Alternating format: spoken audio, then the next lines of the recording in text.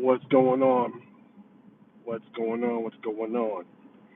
Um,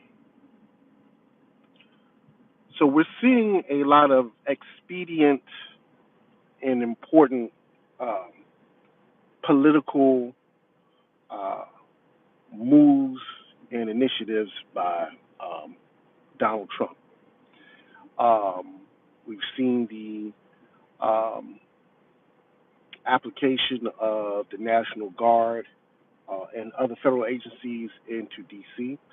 We're seeing that he's ready to deploy this same methodology to other cities to control crime, right? And restore, restructure order in the way he seems fit. Uh, there's a lot of, it's really a 50-50 coin toss, honestly. Um, in a lot of these cities, you see many residents that are antagonistic of it. They have pushback. They don't agree. They feel like this is uh, overreach and encroachment on uh, their civil rights. Some people argue the case of posse comitatus.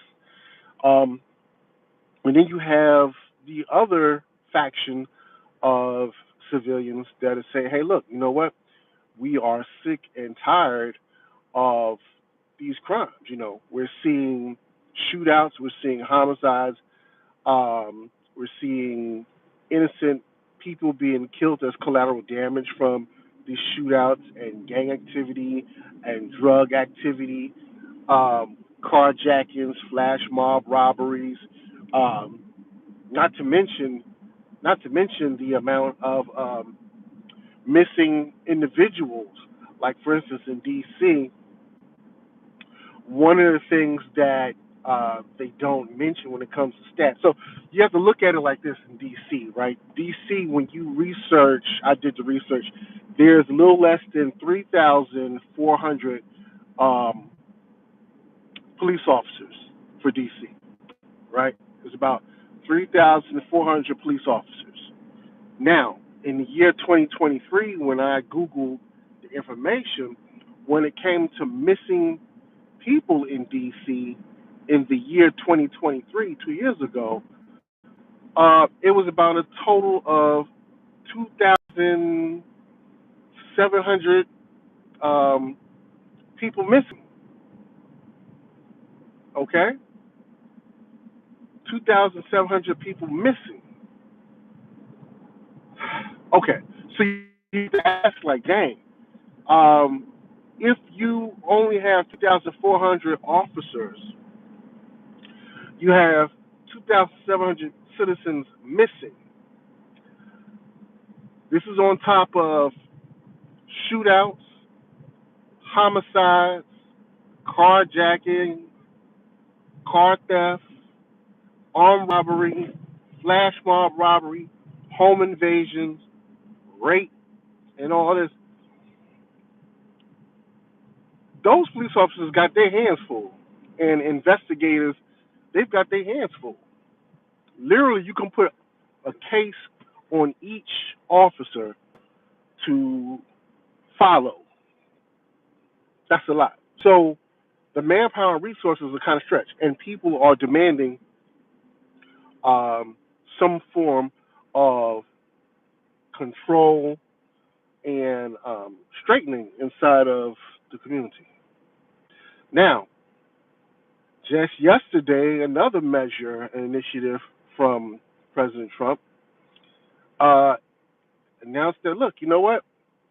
In D.C., we're seeking to um, put capital punishment, the death penalty, in place if you commit a murder. So a lot of people are like, "Oh, this is another form of dictatorship," and da da da da da. But here's the thing: you shouldn't be murdering anybody, right? So what he's done is he's placed a premium on human life. he's placed a premium on human life. None of this, oh, you might do 15 years, 20 years, maybe you'll do life. No, you kill somebody, you gonna get the death penalty, right? Now I don't know the particulars. Like I'm not sure if it's one of those things where it's like intentional or something like along the lines of like um, somebody tried to rob you and you all got into a fight and you hit them and they fell and you know they hit their head in the concrete and the person died. Those type of things. Um, but like actual like just straight homicide. Like look, I'm gonna pull my gun out. I'm gonna kill you intentionally, or I'm gonna pull my knife out and I'm gonna stab you intentionally doing this. Um, yeah, he placed a premium on human life. And see, I kind of look at it as, hey, I don't really see anything wrong with that. If you're bold enough to go ahead and commit murder and take another person's life, then own it. Own it with your life. Own it with your life. You know, um, and this will serve as a deterrent and impediment to a lot of these homicides and crimes that we're seeing. People are going to think twice, like, ooh, where I probably normally would have tried, I'm not willing to take that chance because I know the same way that I want to get this person off this earth, I'm going to be taken off this earth for doing it. And so now it's forcing people down a logical thought uh, paradigm. It's forcing people to think um, rather than acting on emotional um, behaviors and reactions. Let me think this thing through a bit before I just go resort to a gun. You know, maybe it's just a fight. Maybe it's an argument. Maybe we just agree to walk away and that's it. You know, um, maybe there'll be something else, but I'm not going to murder this person.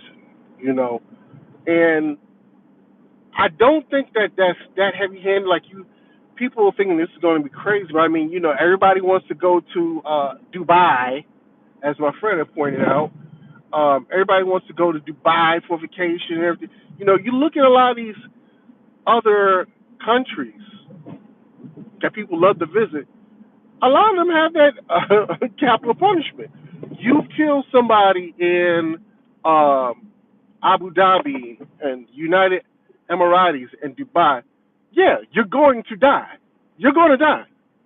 You're going to be sentenced to death. But you can still have a society that everybody can have fun and enjoy. And honestly, the crime rate in those countries are extremely low. And I think that's because people understand the consequences of their acts. There are consequences, repercussions, and implications for these violations of humanity. And I think what it is we have gotten too accustomed in America to lowering the value of human life, whether it is through music, through movies, through video games like Grand Theft Auto. You can just go out and do whatever. It has become almost entertainment, blood worship. Um, and so we don't think twice. We don't bat an eye, but you look at a lot of this stuff, you look at a lot of these street beefs that occur. And this is and here's the thing too.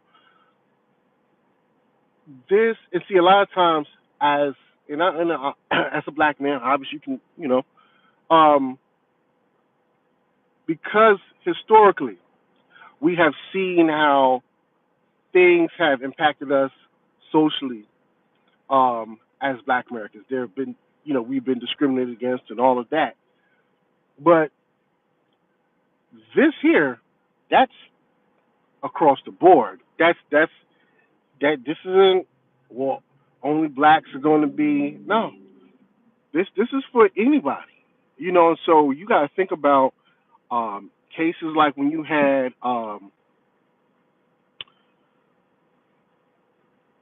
Columbine, right?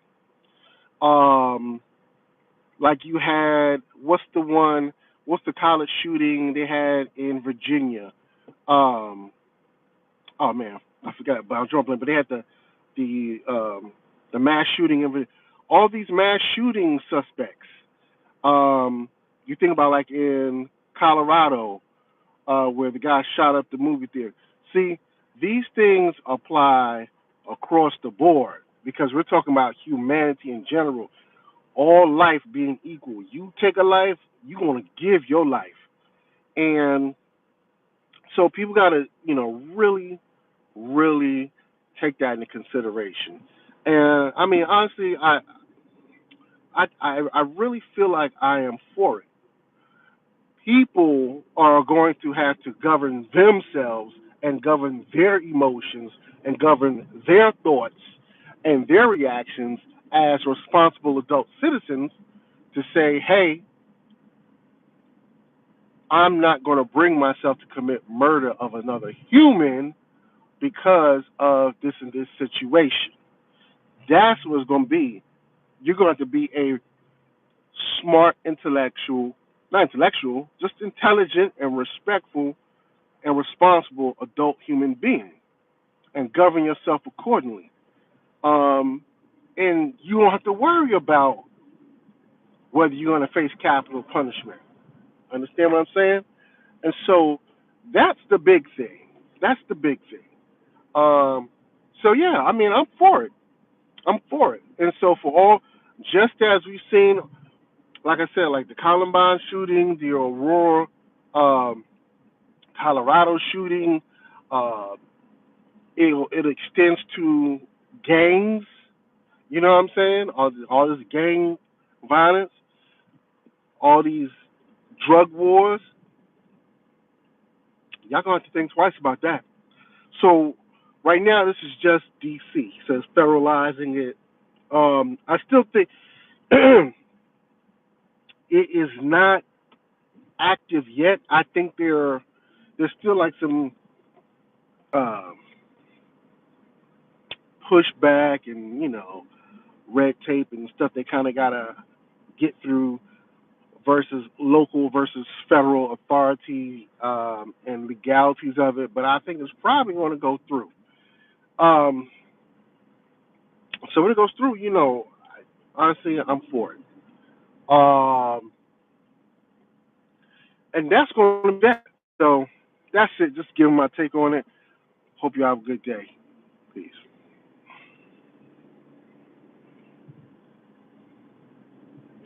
Mm-mm-mm.